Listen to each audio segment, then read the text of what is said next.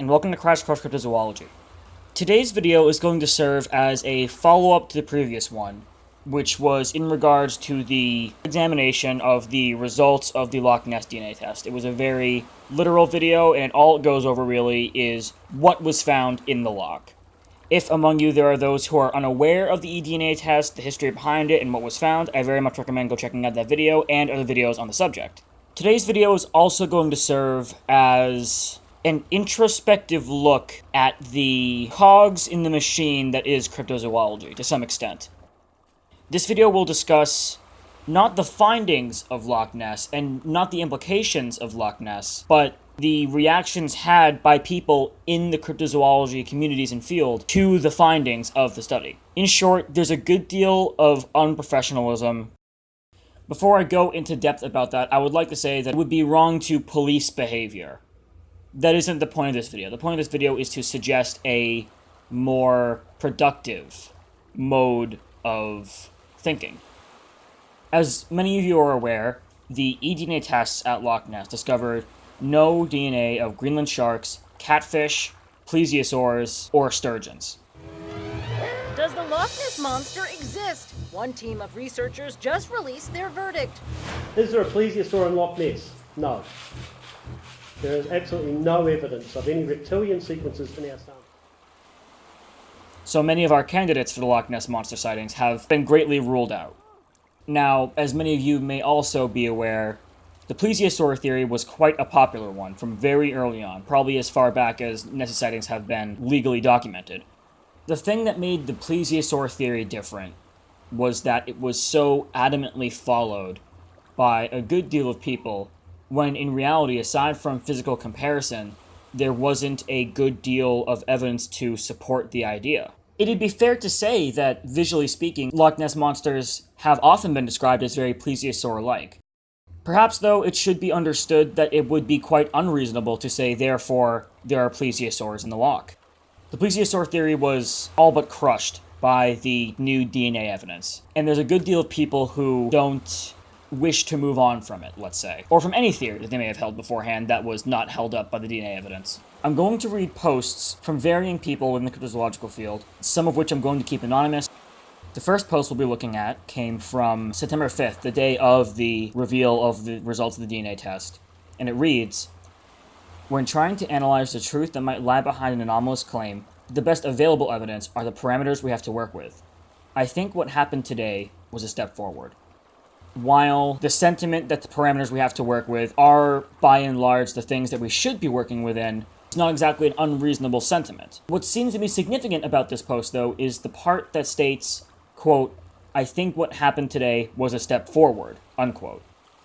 Scientifically speaking, it's undoubtable that the DNA test was indeed a step forward.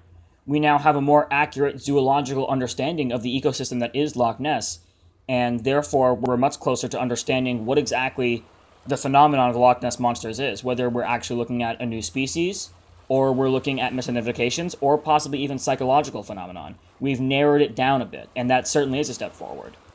It doesn't seem like it's healthy or even productive to treat that step forward as though it's a thing that has to be admitted reluctantly. To have any reluctance towards the scientific furthering of knowledge, especially in a case like this, seems almost spiteful instead of scientific. I'm going to read another post by another user who I will keep anonymous. This was posted on September 12th, which was around a week after the DNA results came out. Keep in mind, I believe English may not be this person's first language. Why are people now saying Nessie is a giant eel? As I, and many other people, still believe Nessie is an unknown species. People say there is a fault in the Earth's crust in the deepest part of the loch, and Nessie comes and goes from the sea. That's what people say, and also what I believe, as Nessie is no eel. Now, what this user is referring to is the idea proposed by the scientific team that carried out the DNA study that, due to the fact that we have a good abundance of eel DNA in the loch, and a quite surprising abundance, that the eel theory remains the only candidate still relatively plausible as a Nessie explanation. The problem with this post is it completely ignores the significance of the eDNA study. It really is a fanatic post in the sense that it's almost treated as though what they wish the Loch Ness monsters to be is what It must be, especially with the first line. Quote, "Why are people now saying Nessie is a giant eel? As I and many other people still believe Nessie is an unknown species." The fact that "as" is used there is causal linguistics there. It's suggesting that, well, there's no way Nessie could be a giant eel because there are people who don't believe that it is. And that's quite the fallacy. That really is. Facts are not created by numbers. They are created by observations, by truthful observations. The final word on the subject that I would like to say actually comes from Steve Feltham. Steve Feltham has lived on the shores of Loch Ness for quite a long time, and he's a very interesting researcher. Since this is a public post of his, I will not keep him anonymous. Keep in mind here, Feltham is referring to a documentary that recently aired on Travel Channel. At one point, his blog post states, quote, "Tom the director introduces himself. Hi, I'm Tom, the director. I don't know how much you know about Professor Gimel's work and his findings. I look suitably non-committal, hoping that by acting like I already know all the results, Tom might give me a tiny insight into the findings. So I don't know if you know, but he's dismissed dinosaurs completely. Well, I could have told him that and saved him the trouble of transporting all these buckets of water back to New Zealand. And catfish, damn, that's what I had my money on. And sturgeon, hooray. But he's found evidence for, drumroll, bit more drumroll, really build the anticipation, eels. Boom. Yes, eels. They could be giant eels, I suppose." Feltham then goes on to say in his entry, "Are you kidding me? Any child that ever cast a fishing rod in here could tell you there's bloody eels in here."